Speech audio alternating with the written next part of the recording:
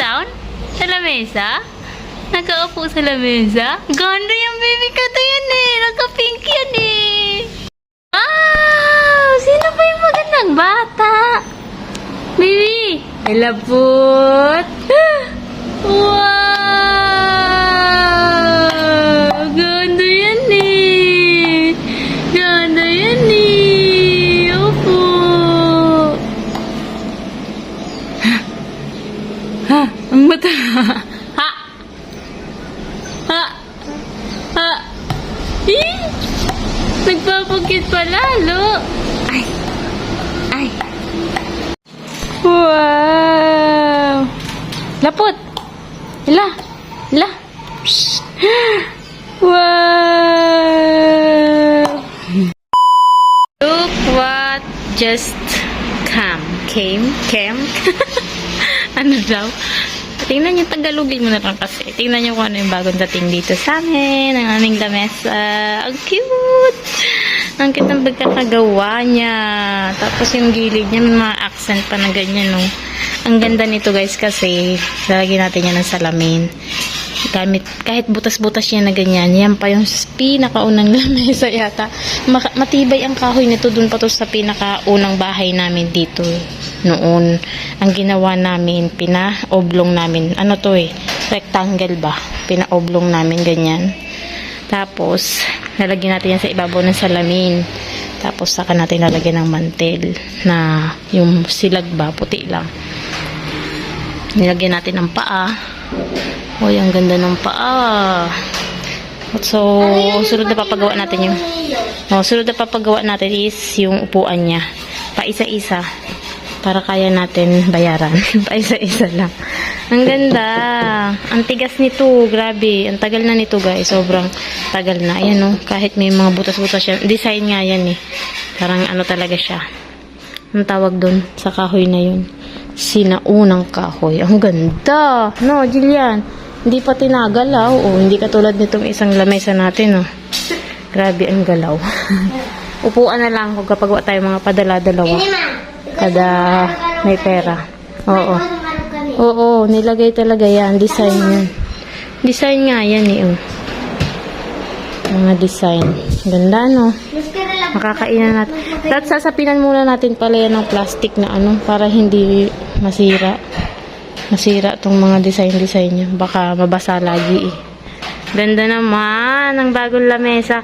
2,000 pesos ang bayad dyan. Kasama, ito lang naman pa, yung mga kahoy binayaran. Tapos yung labor. 2,000 pesos. Sa amin naman ito, eh. Yung paa lang yung kanyang nilagay. Pinagay natin. Yan yung nandito noon na ang tagal-tagal nang nakatayo dito noon. Oo. Hindi nagalaw, di ba? Ito nagalaw, oh. Baba. Anong isda to? Matangbaka? Hindi ko alam kung anong isda yan. Yan ang lunch natin. Matanglaro. Sinigang. Sinigang. Ayun. Daming gulay. Kamatis. Hagad ng kalamansi, Kil. Pang ano ta? Pang sinigang. Yan yung iaano natin. Pang aasim natin sa sabaw. Dito na kayo kumain, Ra. Kahapon din. May ulam na ba kayo? Mga 7 lang nito kasi may ulam na pala kayo. Sa amin lang, tigdadalawa. Mga bata, mga isang ganto lang ang nakakain nila. Busog na yung mga yan. Tupid-tipid sa ulam sila. Pero marami naman nakakain ng kanin, lalo na pag may sabaw. So, ito yung ulam natin. Yummers! After ng lunch natin, ito naman yung gagawin nating merienda ngayon. Pancake. Ano? Pancake. Pancake. Nilagyan namin yan ng oats, saging, harina, itlog, baking powder, asukal, gatas. Yan, mix na natin.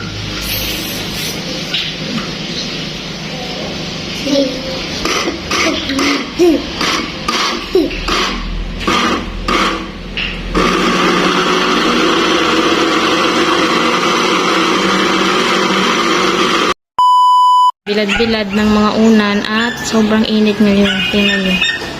Mablu-blue ang langit. Ngayon lang yan nangyari, ah. Isang buwan yatang maulan at makulimlim.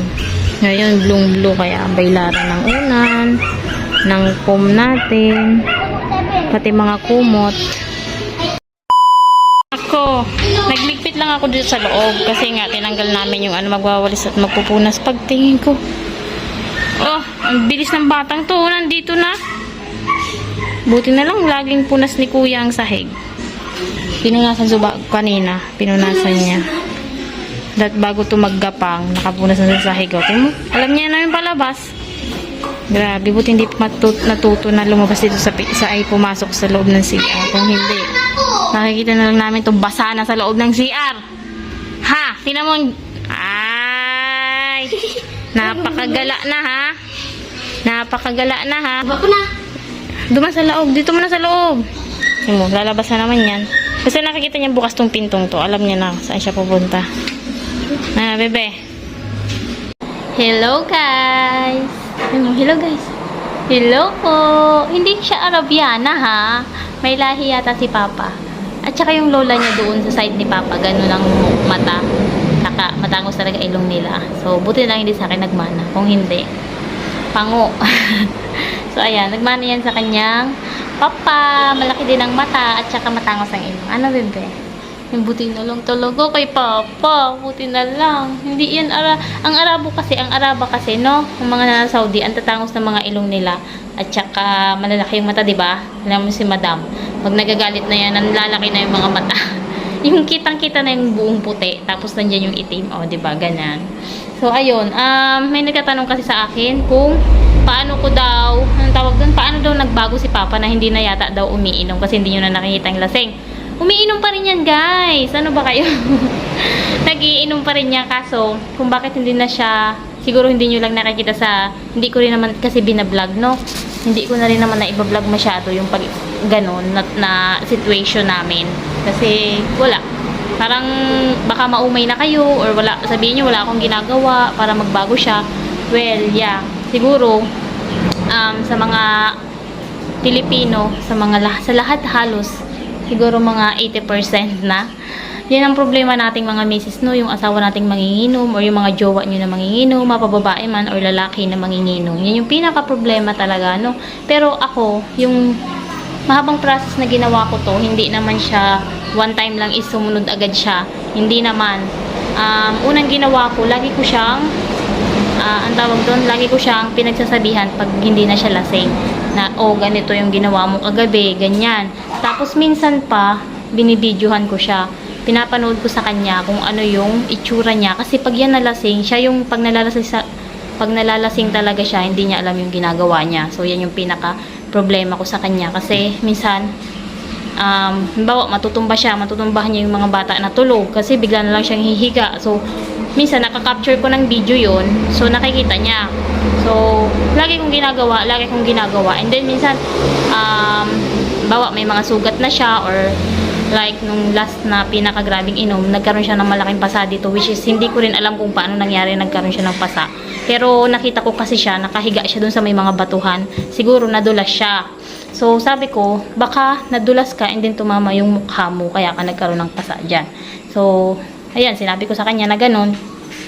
And then, may mga galos-galos siya. So, pag hindi na siya lasing, tinatanong niya sa akin, paano to nangyari? So, sabi ko, naku, ayan, sinasabi ko sa'yo, pag nalalasing ka, hindi mo na alam yung ginagawa mo. So, laging ganun yung ginagawa namin. Lagi kong ginagawa pala, hindi siya. Lagi ko siyang pinapaalalahanan, pag iinom ka, ganito lang, inumin mo, wag masyadong, kasi baka mamaya, yung ulo mo mabago, mabasag yan, or kaya mabungi ka, matama yung ngipin mo kung saan-saan dyan, madulas ka. So, problema natin yun, kasi, papa-hospital ka, ganito, ganyan, magagastos, or dahil lang sa pag-iinom mo na wala ka naman dyan mapapala. Laging ganun yung sinasabi ko sa kanya, na mahinahon pag hindi na siya lasing. So, ayan, paulit-ulit ako ng paulit-ulit, and then, pinagdadasal ko din na sana mawala-wala yung ganun. Hindi naman talaga yan automatic na bukas hindi na siya magiinom, di ba? Kahit anong bisyo or kahit anong bisyo natin, hindi siya mawawala agad-agad. So, dahan-dahan, on process. Ako nga ngayon, on process pa rin naman. Pero, thank God na rin kasi nawawala-wala na yung gano'n niya. And then, marunong na siya ng kaunti mag-control ng sarili niya. Hindi niya na masyadong, kung baga pag nagiinom is nakakauwi na siya na hindi suray-suray or hindi na hinahatid ng mga kainuman. Marunong na, basta siguro pag nasisid niya na medyo lasing na siya is tumitigil na siya. So, ganun yung gusto ko. Okay lang na uminom ka, pero magtira ka ng pang-uwi mo. And then, yung hindi mo naman masasaktan yung kami. Kasi hindi naman niya ako sinasaktan, pero hindi niya sinasadya. Halimbawa, natumba siya dahil antok. Yung kalasingan ba, hilong-hilo na siya, so matutumba siya bigla sa amin, ganyan. Yun yung ayaw kong mangyari. Or mapahamak siya, mabagok yung ulo niya. Katulad nga nung laki-laki ng pasa niya dito na hindi niya alam kung paano nangyari, ganyan. So, ayun, ipagdasal niyo yung mga asawa niyo, and then, tsagain niyo talaga na after niya mag-inom, kakausapin niyo. Laging ganun yung gagawin niyo, or ipakita niyo sa kanya yung mga consequence nung ginawa niya na pag-inom, o ganitong nangyari nung lasing ka, o ganito, nasaktan mo yung ganito, or natumba ka dito, paano na lang sa susunod, baka mamaya ano yung ulo mo, or sa CR, madulas ka, mga ganyan. So, ipapaalala niyo palagi sa kanila. Hindi talaga siya mawawala agad-agad, promise. Sobrang, ang tagal na, diba, 2 years na kami dito na ganun yung sitwasyon. Kasi noon, hinahayaan ko lang din noon, pero sobrang konsume ko. Pero ngayon, at least, nakikinig na siya. Parang nakukuha ko yung paraan kung paano ko siya kakausapin pag ganitong sitwasyon. So, yung pasensya ko medyo humahaba na, and yung temper ko, hindi ko na rin masyadong binubungangaan. Pero minsan, pag lasing, pwede niyong bungangaan yung mga hindi niyo masabi sa kanya. Kasi hindi niya na yun alam kinabukasan. Ayan, murang-murahin mo na. Kasi hindi niya naman na yun alam kinabukasan. So, pero hindi ko naman yung ginagawa. Hinahayaan ko lang siya. Nililiguan ko pa yan pag nalalasing or pinupunasan. Kasi nga, para mawala-wala ba? Kasi parang, lalo na pag maulan, ang putik, tapos biglang papasok ko si higa sa higaan. So, minsan nililiguan ko talaga siya. And then, one time, nagkasakit siya. Kasi, pagod pala sa trabaho, hindi ko naman alam na ganun yung mangyayari. So, nagkasakit siya. So, mali din yun minsan. Titignan nyo rin yung situation, kung pagod ba siya, galing ba siyang trabaho, ganyan. Punas-punas na lang, huwag nyo liliguan. So, ayun yung masasabi ko dun sa nagtatanong kung paano daw napatigil. Hindi mo mapapatigil ang isang tao unless mahal na mahal ka niya, siya yung magbabago para sa'yo. Yun yung tatandaan nyo. Kahit sa pambababae pa yan, sa bisyo, sa pagsasabong, sa alak, hindi nyo mababago ang isang lalaki. Walang kahit na sinong babae ang makakapagpabago sa isang lalaki. Kusa niya yun na gagawin kapag mahal ka niya. Kusa ng lalaki, babaguhin ang sarili niya na ayaw mo. Dahil alam niyang masasaktan ka, babaguhin niya yun. Kasi mahal ka niya, yun yung dahilan, ha? Tandaan niyo yan. Hindi mo yun mapapabago kahit anong gawin mo. Sasabihin mo na, ang tawag dito? Ganito gagawin mo, magsisipag ka, or what, or magpaganda ka, or magluto ka ng masarap. Walang mangyayari. Siya lang ang makapagpabago sa sarili niya. Sila lang, sa sarili lang nila. So, ayun yung masasabi ko.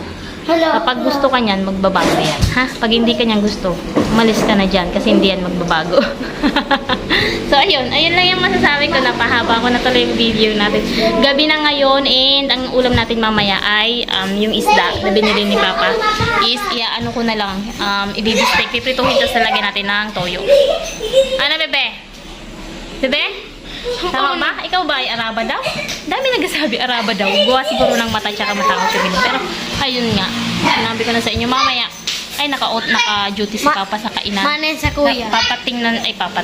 Papakita ko sana sa inyo yung muka. Tingnan. Si Kel kasi matangos din ang mata, pero singkit yan. Yung Papa niya kasi singkit din. So, ayan. Si Ayla naman, ang Papa niya naman, butakog yung mata. Sa Bicol, butakog. Yung malaki yung mata ba? Si Jillian, malaki din ang mata. Oh.